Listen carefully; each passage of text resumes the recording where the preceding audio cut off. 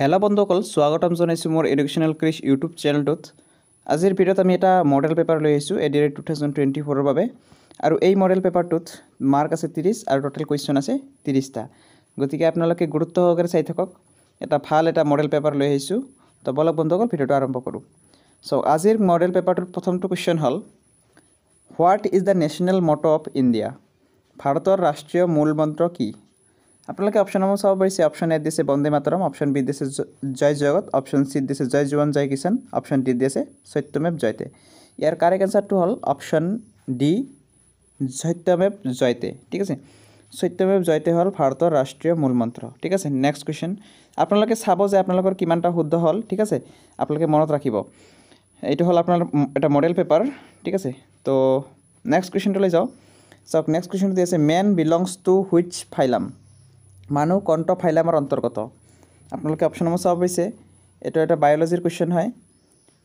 এই অপশ্যনবোৰৰ ভিতৰত কাৰেক্ট এনচাৰটো হ'ল অপশ্যন বি, কৰডাটা। ঠিক আছে, কৰডাটা যিটো আছে ফাইলাম, সেই ফাইলামটোৰ অন্তৰ্গত মানুহ।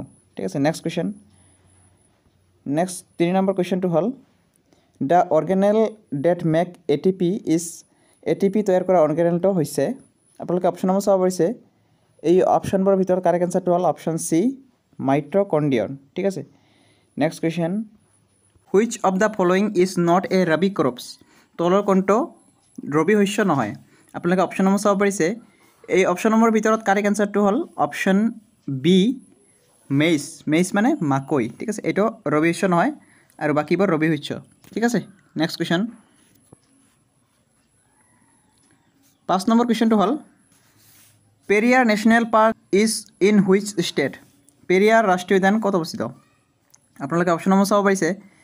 এই অপশ্যনসমূহৰ ভিতৰত কাৰেক্ট এনচাৰটো হ'ল অপশ্যন এ, কেৰেলা। ঠিক আছে, পেৰিয়াৰ ৰাষ্ট্ৰীয় উদ্যানখন কেৰেলাত অৱস্থিত। ঠিক আছে, তো বলক নেক্সট কুৱেশ্যনলৈ যাওঁ। নেক্সট কুৱেশ্যনটো দি আছে, গল্ডেন ৰিভলিউশ্যন ৰিলেটেড টু, সোণালী বিপ্লৱ কাৰ সৈতে জড়িত? আপোনালোকে অপশ্যনসমূহ চাব পাৰিছে। Dairy development, pulses, jute, horticulture and honey. ইয়াৰ ভিতৰত কাৰেক্ট এনচাৰটো হ'ল option D, horticulture and honey. Horticulture and হানিৰ সৈতে জড়িত সোণালী বিপ্লৱ। ঠিক আছে, নেক্সট কুৱেশ্যন। নেক্সট কুৱেশ্যনটো দি আছে, which among the following national highways of India is the longest? তলৰ কোনটো ৰাষ্ট্ৰীয় ঘাইপথ আটাইতকৈ দীঘল? আপোনালোকে অপশ্যনসমূহ চাব পাৰিছে। NH 118, NH2, NH40, NH44। ইয়াৰ ভিতৰত কাৰেক্ট এনচাৰটো হ'ল option B, option D, NH44। NH44টো আটাইতকৈ দীঘল ৰাষ্ট্ৰীয় ঘাইপথ। ঠিক আছে, নেক্সট কুৱেশ্যনলৈ যাওঁ। নেক্সট কুৱেশ্যনটো দি আছে, who was the first Ahom king to adopt Hinduism? Hindu ধৰ্ম গ্ৰহণ কৰা প্ৰথম আহোম ৰজা কোন আছিল? আপোনালোকে অপশ্যনসমূহ চাব পাৰিছে। এই অপশ্যনসমূহ দি আছে ৰুদ্ৰসিংহ, শিৱসিংহ, চুকাফা, জয়ধ্বজ সিংহ। ইয়াৰ ভিতৰত কাৰেক্ট এনচাৰটো হ'ল অপশ্যন ডি, জয়ধ্বজ সিংহ। ঠিক আছে, এখেতে হিন্দু ধৰ্ম গ্ৰহণ কৰা প্ৰথমজন আহোম হয়। ঠিক আছে, নেক্সট কুৱেশ্যন। নেক্সট কুৱেশ্যনটো দি আছে যে, the Moamoria rebellion took place during the reign of which Ahom king? Moamoria বিদ্ৰোহৰ সময়ত আহোম ৰজা কোন আছিল? আপোনালোকে অপশ্যনসমূহ চাব পাৰিছে। শিৱসিংহ, লক্ষ্মীসিংহ, ৰাজেশ্বৰ সিংহ, ৰুদ্ৰসিংহ। ইয়াৰ ভিতৰত কাৰেক্ট এনচাৰটো হ'ল অপশ্যন বি, লক্ষ্মীসিংহ। ঠিক আছে, লক্ষ্মীসিংহৰ দিনত মোৱামৰীয়া বিদ্ৰোহ হৈছিল। ঠিক আছে, নেক্সট কুৱেশ্যন। নেক্সট কুৱেশ্যনটো হ'ল, who led the revolt against the British in Assam in 1857? 1857 চনত আন্দোলনত ব্ৰিটিছৰ বিৰুদ্ধে কোনে নেতৃত্ব দিছিল? আপোনালোকে অপশ্যনসমূহ চাব পাৰিছে। মণিৰাম দেৱান, গমধৰ কৌৰ, লাচিত বৰফুকন, পিয়লি ফুকন। ইয়াৰ ভিতৰত কাৰেক্ট এনচাৰটো হ'ল অপশ্যন এ, মণিৰাম দেৱান। ঠিক আছে, এখেতে নেতৃত্ব দিছিল 1857 চনত ব্ৰিটিছৰ বিৰুদ্ধে আন্দোলনত। ঠিক আছে, নেক্সট কুৱেশ্যন। নেক্সট কুৱেশ্যনলৈ যাওঁ। নেক্সট কুৱেশ্যনটো দি আছে, which Assamese writer is known as the সাহিত্য কান্দৰী? কোন অসমীয়া লিখকক সাহিত্য কাণ্ডাৰী বুলি জনা যায়? ঠিক আছে, তো আপোনালোকে অপশ্যনসমূহ চাব পাৰিছে। লক্ষ্মীনাথ বেজবৰুৱা, হেমচন্দ্ৰ বৰুৱা, হীৰেণ গোহাঁই, আৰু অপশ্যন দি আছে মহেশ্বৰ নিয়োগ।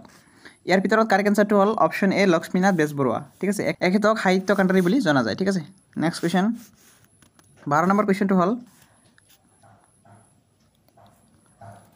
Which British official is credited with discovering the tea plant in Assam কোন ব্ৰিটিছ বিষয়াক অসমত চাহ গছ আৱিষ্কাৰ কৰাৰ বাবে জনা যায় আপোনালোকে অপশ্যনসমূহ চাব পাৰিছে এই অপশ্যনসমূহৰ ভিতৰত কাৰেক্ট এনচাৰটো হ'ল অপশ্যন এ ৰবাৰ্ট ব্ৰুচ ঠিক আছে এখেতক জনা যায় ব্ৰিটিছ বিষয়া আছিল এজন এখেতে অসমত চাহ আৱিষ্কাৰ কৰিছিল ঠিক আছে next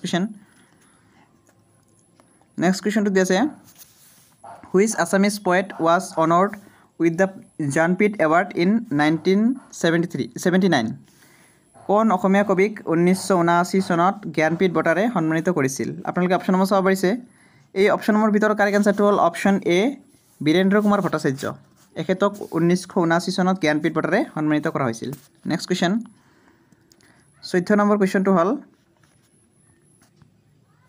under which article of the constitution are cultural and educational rights granted সংবিধানৰ কোনটো অনুচ্ছেদত অধীনত সাংস্কৃতিক আৰু শৈক্ষিক অধিকাৰ মঞ্জুৰ কৰা হৈছে ঠিক আছে আপোনালোকে অপশ্যনসমূহ চাব পাৰিছে article 29 and 31 article 29 and 32 article 29 and 30 article 30 and 31 ইয়াৰ ভিতৰত কাৰেক্ট এনচাৰটো হ'ল অপশ্যন চি 29 এণ্ড 30 এই আৰ্টিকেল দুটাত সাংস্কৃতিক আৰু শৈক্ষিক অধিকাৰৰ বিষয়ে দিয়া আছে ঠিক আছে নেক্সট কুৱেশ্যন 15 নম্বৰ কুৱেশ্যনটো হ'ল under which article of the constitution is the president rule promulgated on any state in India ভাৰতৰ যিকোনো ৰাজ্যৰ ওপৰত ৰাষ্ট্ৰপতি শাসন জাৰি কৰা সংবিধানৰ কোন অনুচ্ছেদৰ অধীনত কৰা হয় ঠিক আছে তো ইয়াৰে কাৰেক্ট এনচাৰটো হ'ল অপশ্যন এ 356 যিটো সংবিধানৰ অনুচ্ছেদ আছে আৰ্টিকেল 356ৰ অধীনত ৰাষ্ট্ৰপতিয়ে যিকোনো এখন ৰাজ্যৰ ওপৰত শাসন কৰিব পাৰে ঠিক আছে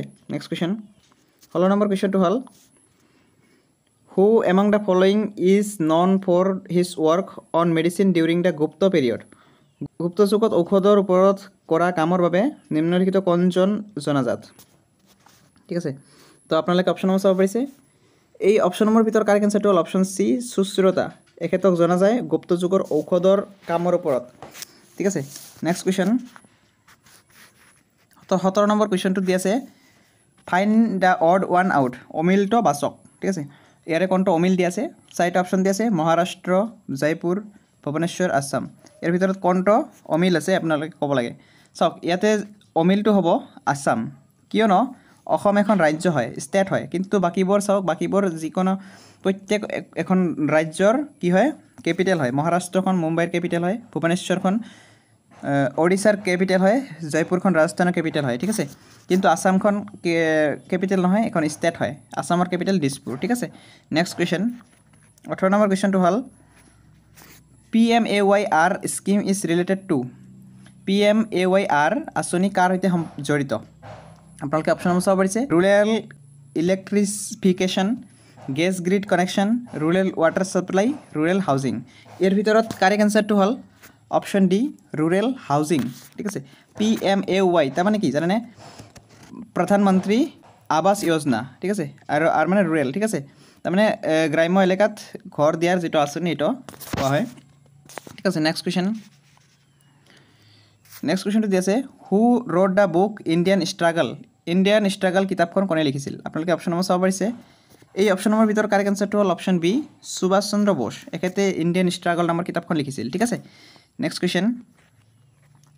কুৱেশ্যনটো দি আছে which river of India is also' known as Vriddhaganga তলৰ কোনখন নদীক বৃদ্ধগংগা বুলিও জনা যায় আপোনালোকে অপশ্যনসমূহ চাব পাৰিছে কাবেৰী গোদাবৰী কৃষ্ণা নৰ্মদা ইয়াৰ ভিতৰত কাৰেক্ট এনচাৰটো হ'ল অপশ্যন বি গোদাবৰী নদীটোক বৃদ্ধগংগা বুলিও জনা যায় ঠিক আছে নেক্সট কুৱেশ্যন এটা মষ্ট ইম্পৰ্টেণ্ট হয় চাই থাকিব আপোনালোকে next question the earliest Indus valley city discovered was কোনটো হিন্দু উপত্যকাৰ চহৰ প্ৰথমে আৱিষ্কাৰ কৰা হৈছিল ঠিক আছে চবচে ফাৰ্ষ্টতে আৱিষ্কাৰ কৰা হৈছিল হৰপ্পা চহৰখন ঠিক আছে ইয়াৰ কাৰেক্ট এনচাৰটো হৈছে option A Harappa next question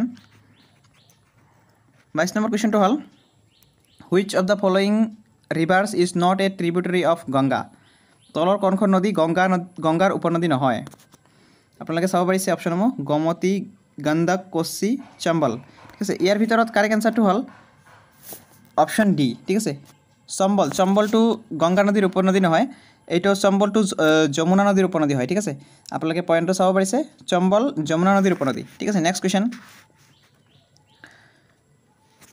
which of the following is only floating lake in the world বিশ্বৰ একমাত্ৰ উপঙি থকা হ্ৰদ কোনটো আপোনালোকে অপশ্যনসমূহ চাব পাৰিছে এই অপশ্যনসমূহৰ ভিতৰত কাৰেক্ট এনচাৰটো হ'ল অপশ্যন চি লকটাক হ্ৰদটো বিশ্বৰ একমাত্ৰ উপঙি থকা হ্ৰদ ঠিক আছে নেক্সট কুৱেশ্যন 24 নম্বৰ কুৱেশ্যনটো হ'ল Indrasagar dam located in Madhya Pradesh is build on which of the following river Indira Sagar বান্ধ মধ্যপ্ৰদেশত অৱস্থিত ই কোন নদীত অৱস্থিত আপোনালোকে অপশ্যনসমূহ চাব পাৰিছে অপশ্যনসমূহ দিয়া আছে যে यमुना चम्बल नर्मदा कृष्ण यार ভিতৰত কাৰেক্ট আনসাৰটো হল অপশন সি নৰ্মদা ঠিক আছে ইন্দিৰা সাগৰ বান্ধটো নৰ্মদা নদীৰ ওপৰত অৱস্থিত ঠিক আছে নেক্সট কোৱেশ্চন 25 নম্বৰ কোৱেশ্চনটো হল who was the first governor general of India ভাৰতৰ প্ৰথম গভৰ্নৰ জেনাৰেল কোন আছিল আপোনালোকে অপশ্যন চাব পাৰিছে এই অপশ্যনৰ ভিতৰত কারেক্ট আনসারটো হল অপশ্যন এ উইলিয়াম বেন্টিক ঠিক আছে উইলিয়াম বেন্টিক হৈছে ভাৰতৰ প্ৰথম গভৰ্নৰ জেনাৰেল ঠিক আছে নেক্সট কোৱেশ্চন